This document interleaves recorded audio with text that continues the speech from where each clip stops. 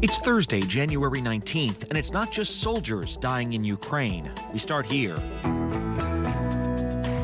For the first time in this war, a Ukrainian cabinet member is killed as a helicopter goes down. That helicopter coming down right on top of a kindergarten. This is just one of multiple tragedies this week. We'll take you there.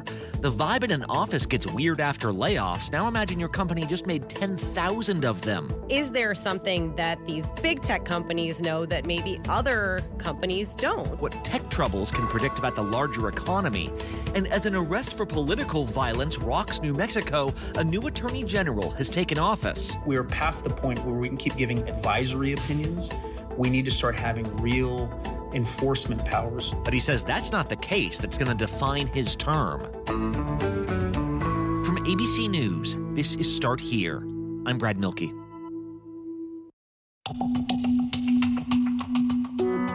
When Russia invaded Ukraine last year, it was counted as a victory that Ukraine's leaders weren't immediately killed. Like, that was a legitimate concern, that President Vladimir Zelensky and his cabinet ministers would just be assassinated. Not only did they not lose those top leaders, though, they managed a big counteroffensive, took huge swaths of their country back, and have been so resilient that Zelensky has been able to safely go to places like Washington, D.C. to ask for help. Because we really fight for our common victory against this tyranny. And yet it was yesterday, 11 months into this war, that Ukraine lost its first cabinet minister as a helicopter crashed down with much of the interior ministry inside. ABC's Matt Gutman is on the ground in what's been a devastating week for the Ukrainians, actually. Matt, first of all, can you just walk us through this crash? Was it an accident or was it a Russian attack of some sort? We don't know at this point, Brad. Ukraine says it's investigating. It says it's investigating mechanical error, possible pilot failure, foul play. What we do know is that 14 people were killed, including a child. That helicopter coming down right on top of a kindergarten. So 11 kids were wounded. And when you see the images of the aftermath, it is really horrifying.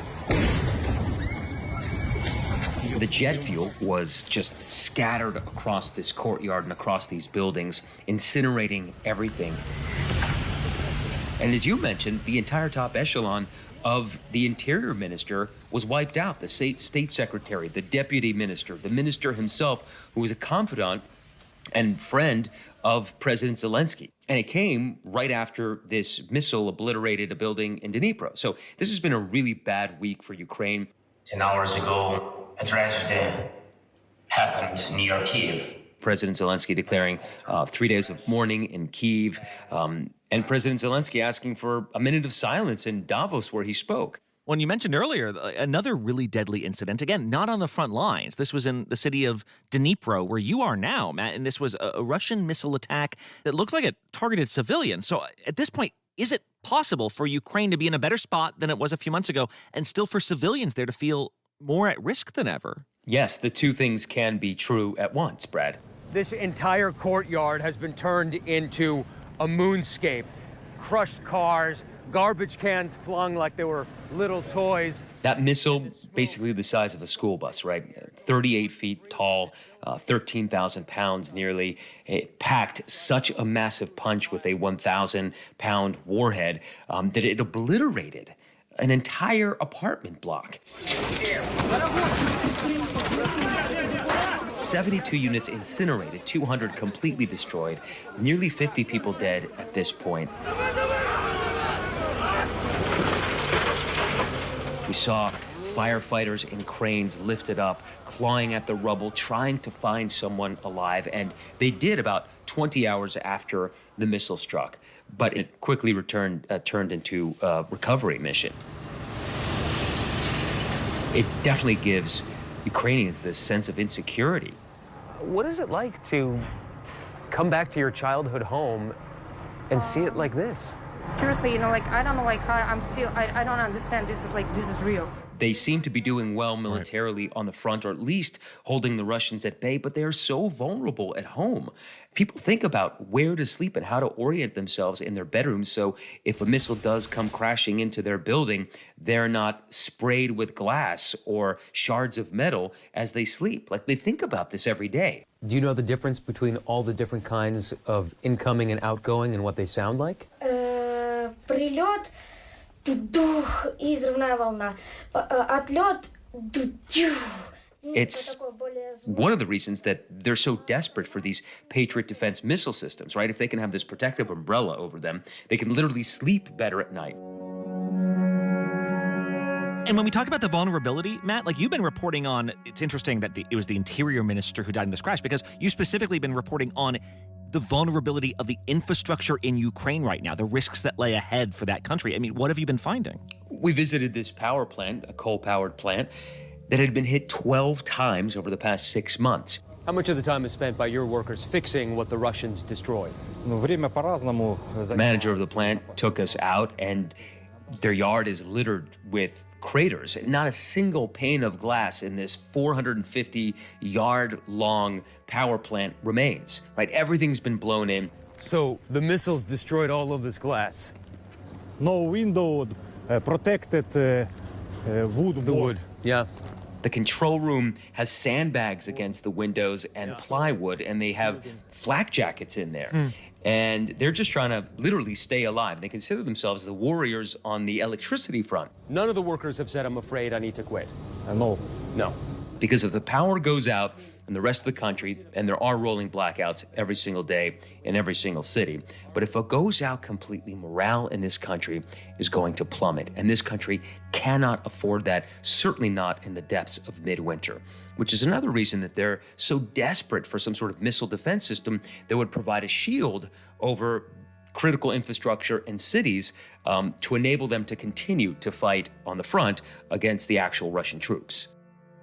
Yeah, and like you said, the fact that Ukraine can have so many wins on the battlefield on the front, and yet civilians and civilian areas are so at risk. Like that is the strategy of Russia right now, is just to decimate civilian-held areas and civilian infrastructure. Matt Gutman in Dnipro. Stay safe, and thank you. Thanks, Brad. Next time on Start Here, I thought you were supposed to fire people on a Friday, but maybe the rules change when you're firing 10,000 employees. That's after the break. You never know what you're going to get on this show. That's all I'm going to tell you. Yes, Whoopi! This mic on? Can you hear me out there? Behind the scenes is always a better show. Absolutely. Absolutely. That's what people don't see during the commercial break. Right. They don't. What happened? I had no idea really what I was getting myself into. That day that we walked out, I treasure that day. I couldn't sit there. You're doing good, Joy. You're doing good. Oh, yeah, baby. It was crazy. Behind the Table. Listen wherever you get your podcasts.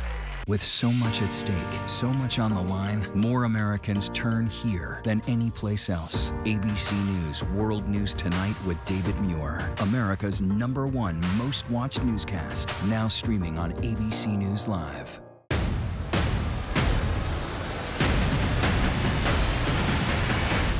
After an extraordinary news-making year, thank you for making ABC's This Week America's #1 news and politics show on Sunday mornings.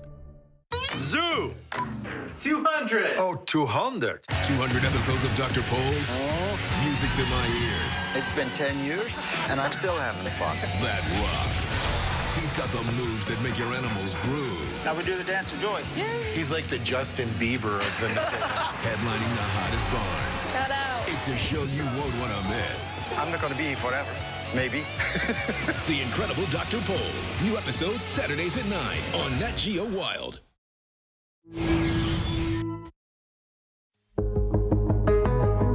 Every report about jobs lately has seemed to signal that while prices are high in this country, jobs have largely been pretty safe. Good news, right? Well, it wasn't good news at the offices of Microsoft yesterday when one of the biggest employers on earth laid off 10,000 workers. ABC's Elizabeth Schulze covers the economy. Elizabeth, that's a big round number. 10,000 people? How bad are things for Microsoft? 10,000 is a big number, Brad, and Microsoft is the latest big tech company to announce this huge cut to its workforce. It changed overnight. I've been through other acquisitions. I've never seen anything like this. Just in the past few months, we've seen Amazon, Facebook, Salesforce. The list really goes on here. Microsoft laying off 10,000 workers sounds like a lot.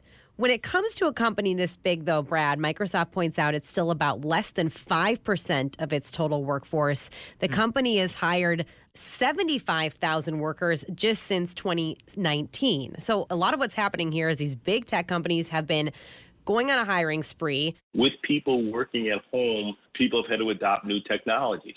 Those new technologies are not ones that are necessarily going to be dropped when we go back to the office. This was accelerated by the pandemic when there was this so-called digital transformation, a lot of people moving their lives online, moving their work online, and they had to make up for this increased demand by hiring on more workers. What's likely to be a more incrementally challenging period in demand from the macroeconomy versus the last 2 years. Now those companies coming back down to earth a little bit. As one tech analyst put it to me, the clock has struck midnight here on this hyper growth stage for these big tech companies. Well, this is what's confusing to me, though, Elizabeth. Like, we keep hearing about a potential recession. We keep hearing about, inflation causing companies to, start shedding workers. But most people, in fact, are not getting laid off. So I'm like, in what world is Microsoft hurting or a big tech company hurting, but the employees at, my local retailer, my shoe store, everything's pretty normal for us? Right. So I think there's a couple of important things to keep in mind here. The overall data, you're absolutely right, does not show a huge surge in unemployment, does not show jobs getting lost at a massive scale in the United States. In fact, we are still adding jobs. 200,000 jobs were added to the workforce as of December. That was across industries, healthcare, retail, manufacturing. We saw more job gains, and a lot of businesses are still struggling, in fact, to find enough workers. I got here, the ropes were up. There was no personnel to help me. No Southwest people greeted me.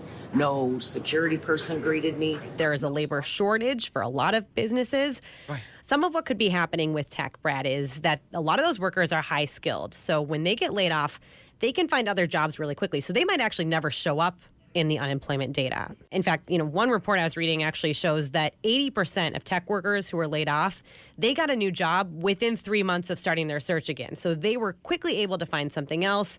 They found other sectors that were hiring. They used those skills either in other tech jobs or in other industries. We are seeing tech become a little bit less techy and traditional companies become a little bit more techy. So these tech workers are finding roles often in more traditional industries. And then you have this kind of question about, is there something that these big tech companies know that maybe other companies don't? Mm-hmm. And this is where it gets a little bit more confusing, because we saw in this memo from Microsoft, the CEO, Satya Nadella, said some parts of the world are already in a recession or anticipating one. And this is one of the key reasons behind these layoffs. And we keep talking about a recession. We keep hearing about a recession. Companies are warning about a recession, but so far that's not shown up in the data. You wonder if maybe what these companies are seeing when it comes to the trends from consumers is already kind of on that path toward a gloomier outlook. And Amazon's an example where they had said that higher inflation was actually digging into their sales already, that they've seen evidence that these high prices that Americans and people around the world, frankly, have had to pay over the past year or two, that it really is starting to take a hit on their spending. Oh, so in the modern economy, you maybe shave off some dollars off your Amazon purchases before you start changing your entire life around. But it could be on the way that is what we start seeing. That's right. In the same way that decades ago, big industrial companies were kind of the indicator of the state of the economy, in today's world, some of these tech companies really are seen as a bellwether. Amazon is not just a tech company. It's where a lot of people make their day-to-day purchases. They do a lot of their shopping. It's a retail company in a lot of ways. Microsoft is not just a tech company. It's where a lot of businesses do their operations. Enterprises use the cloud, for example. These are massive companies, the biggest companies in the world.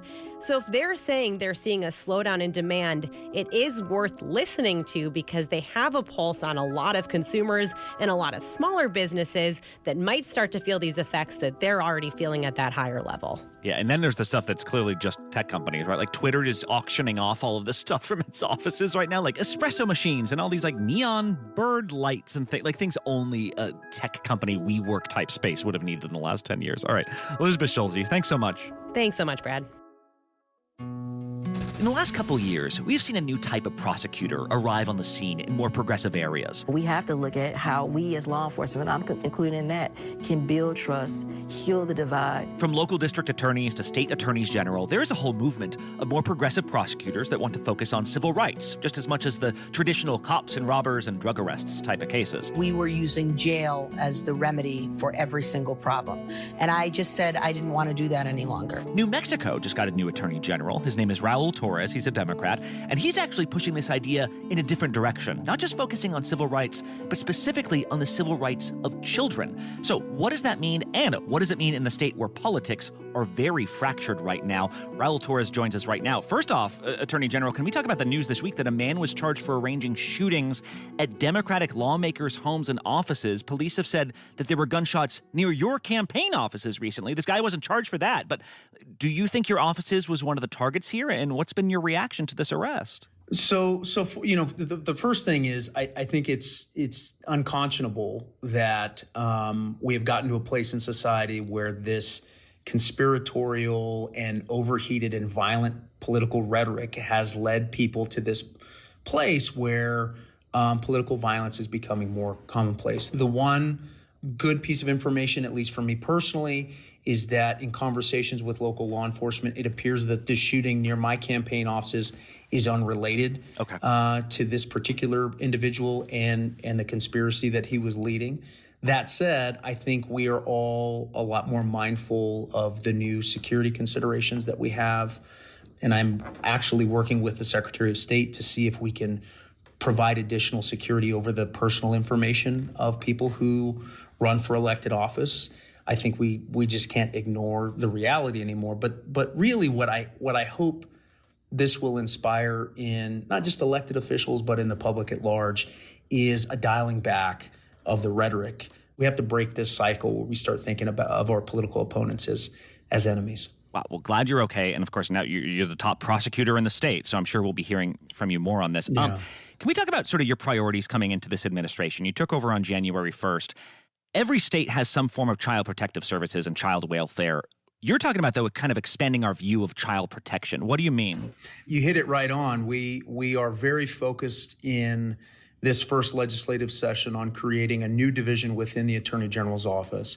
It's actually modeled after something that Vice President Kamala Harris established in California several years ago. And it focuses on providing the highest quality legal counsel that we can provide for the most vulnerable citizens. And that, unfortunately, in the state of New Mexico, are at-risk children. Say please! Disturbing lapel video shows the day state police and CYFD paid a visit to this one-story home on Curry, who are either victims of abuse and neglect. The little girl admitted to them placing them in chains for an alarm to go off. Or children who have been denied access to educational equity or educational services, children with disabilities, children who have been incarcerated. And a lot of this actually comes from my time in service as the district attorney in Albuquerque. And I was often asked, what are the root causes of our public safety challenges?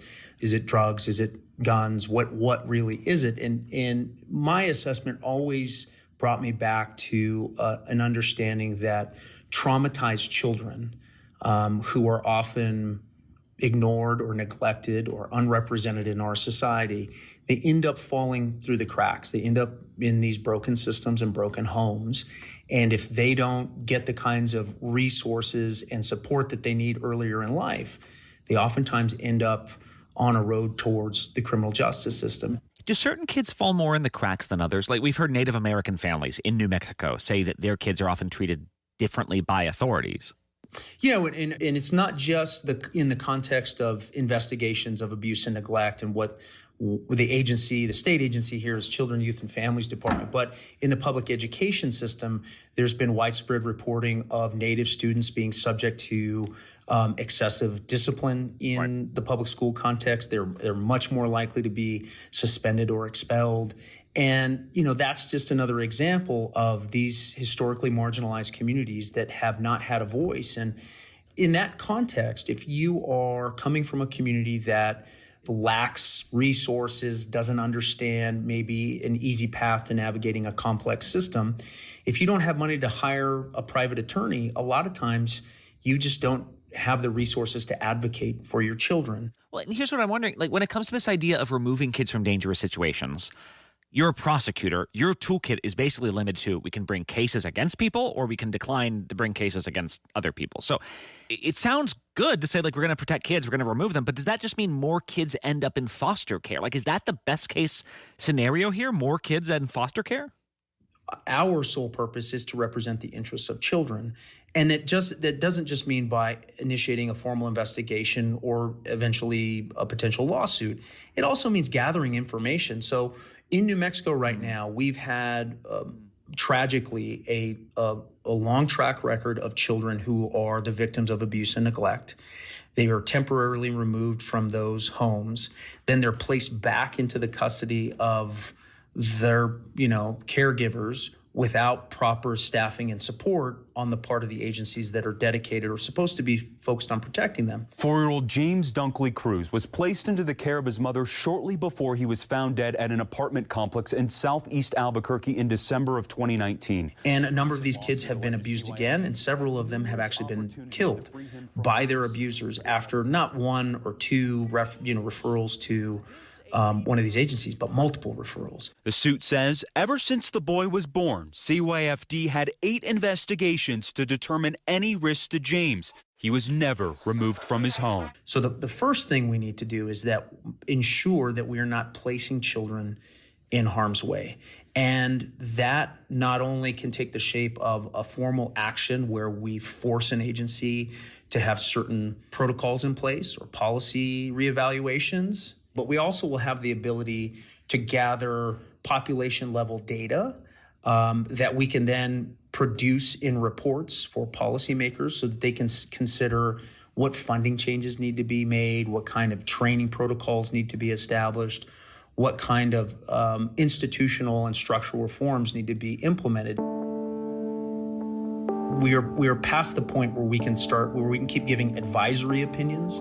We need to start having real enforcement powers so that we can make these agencies place the interests of children first and foremost and use all of the instruments of government, including being able to go into court to mandate that the interests of these children are paramount and they must take precedence over other issues in the debate about how to allocate resources and things like that. Oh, that's interesting that your office could deal with not just individual cases, but also kind of enforcement measures that would hold state agencies more accountable. Raul Torres, Attorney General of New Mexico for 19 days now, so I know you're busy. Thank you very much for taking the time with us. Thank you so much, Brad. I appreciate it. All right, one more quick break. When we come back, if someone says you remind them of Comic Sans, that's not a compliment. The State Department drinks from the font of youth. One Last Thing is next.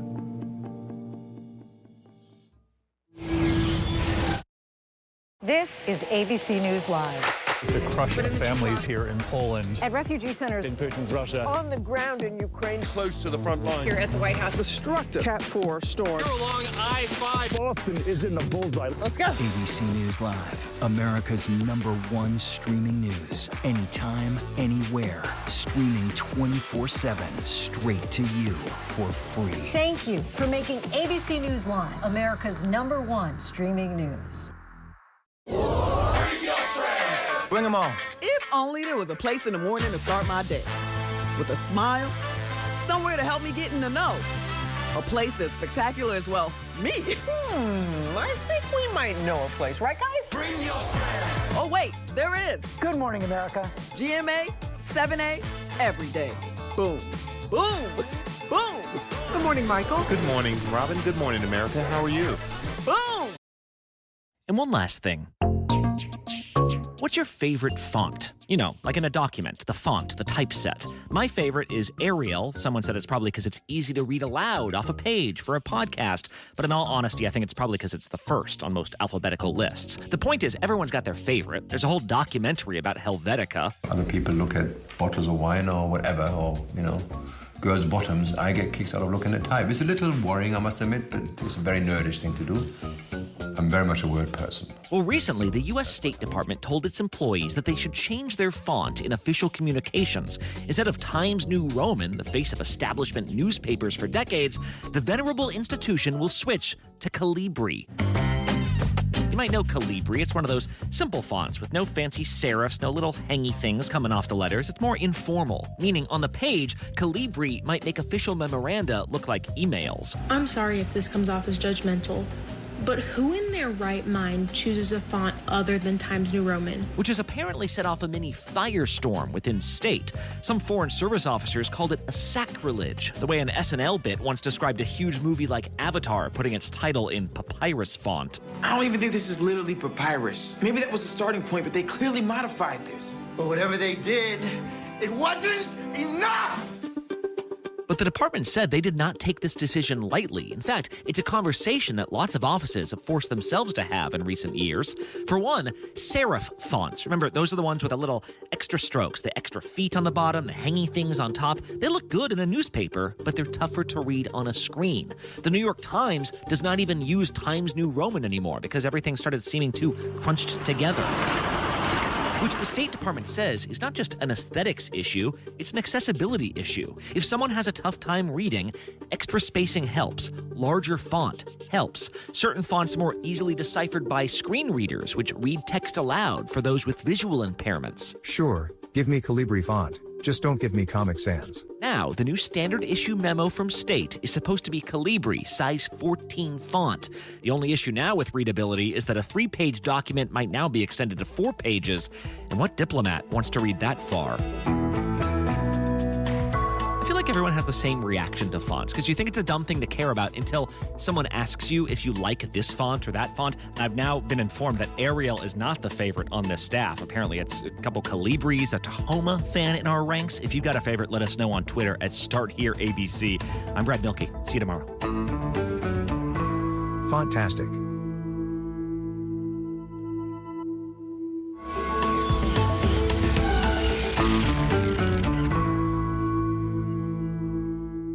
More Americans choose ABC News, America's #1 news source. With so much at stake, so much on the line, more Americans turn here than any other newscast. ABC News World News Tonight with David Muir, America's #1 most watched newscast across all of television. This is where I belong. This is home. Real dirt in the sunlight again. I'm very excited. Anything could happen at any moment. My heart is so happy right now. We're making magic. We're making magic.